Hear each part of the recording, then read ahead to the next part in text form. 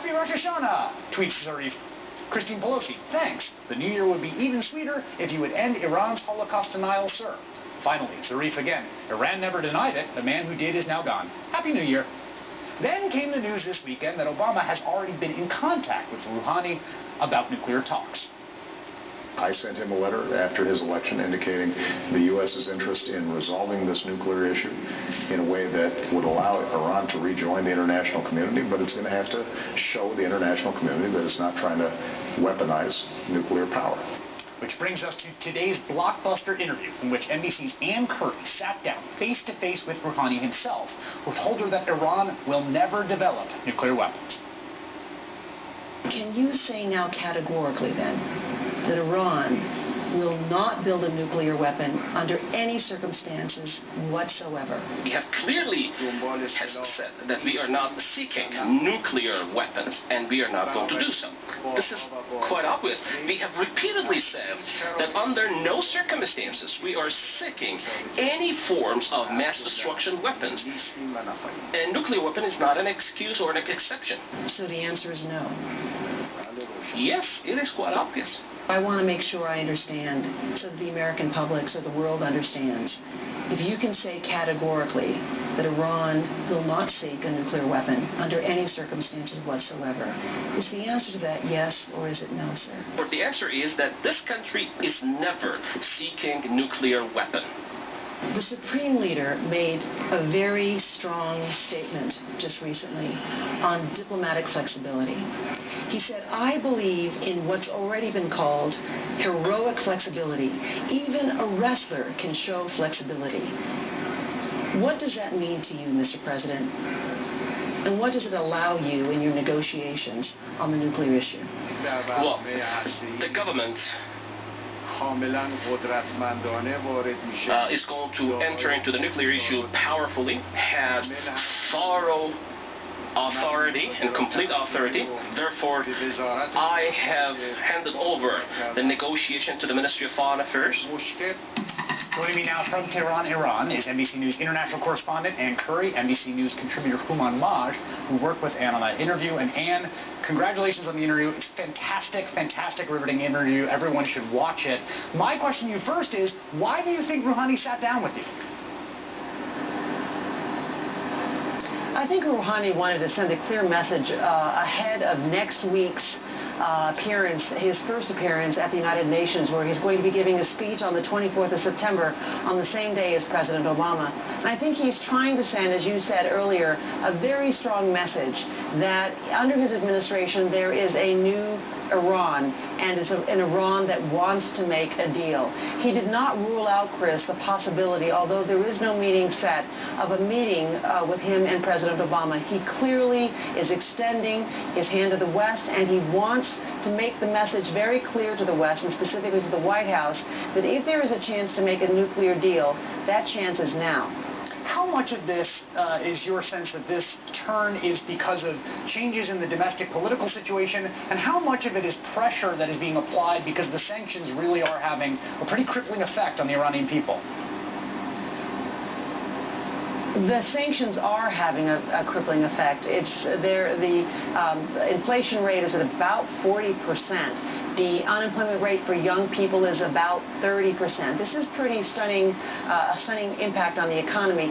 Wealthy people are not being impacted, but the poor people are being impacted. And clearly, while the government does not make a link between nuclear talks and sanctions, it's very clear that the president wants an end to sanctions.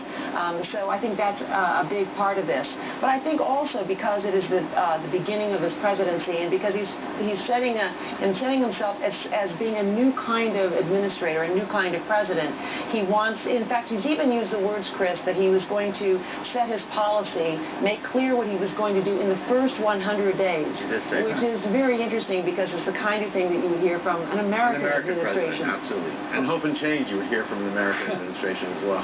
And that he's a candidate of change. He's used that repeatedly in this campaign and since he's been elected. Houman, I want to give you the skeptical cake and have you respond to this. And you and I have talked about Iran before. The skeptics here are going to say, oh, these are these crafty Persians. This is what they do. They send their leader to be all nice to us, and then they're still going to fund Hezbollah and back Assad and pursue nuclear weapons. How seriously should we take this change in direction?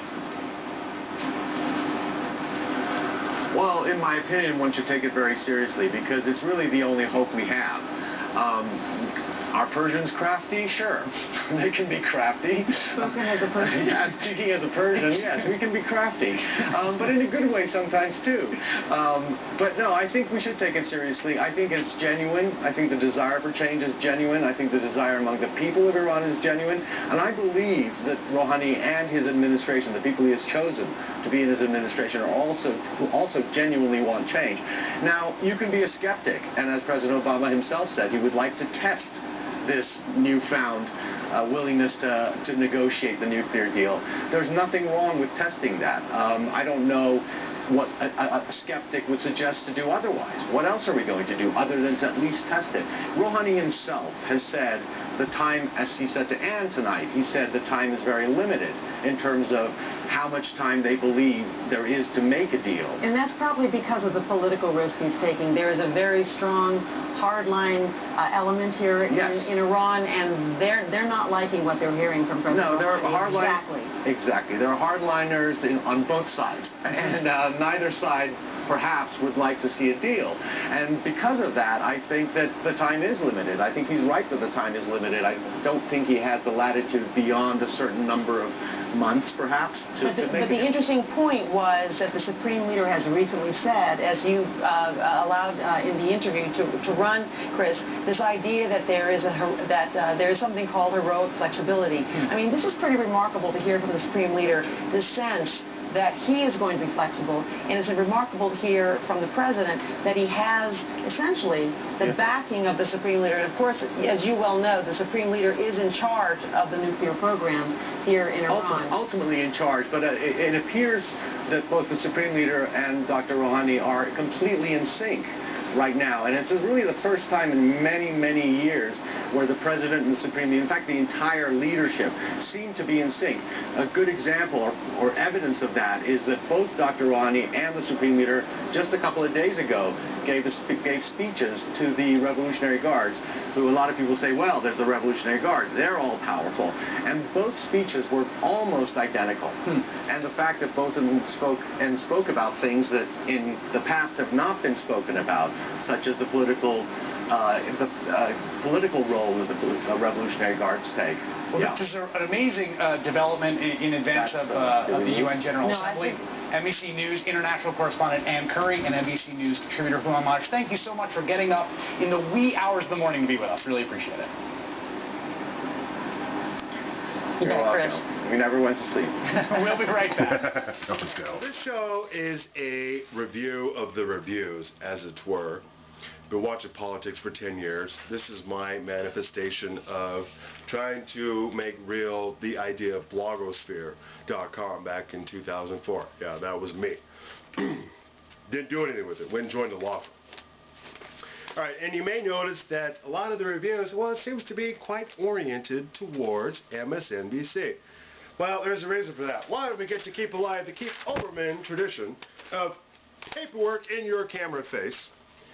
But seriously, more importantly, MSNBC is the only cable news network that I know of and have seen. And I used to watch Fox News quite a bit years ago when blogosphere was in my mind. And I wrote many a treatise on the current issues going on back then.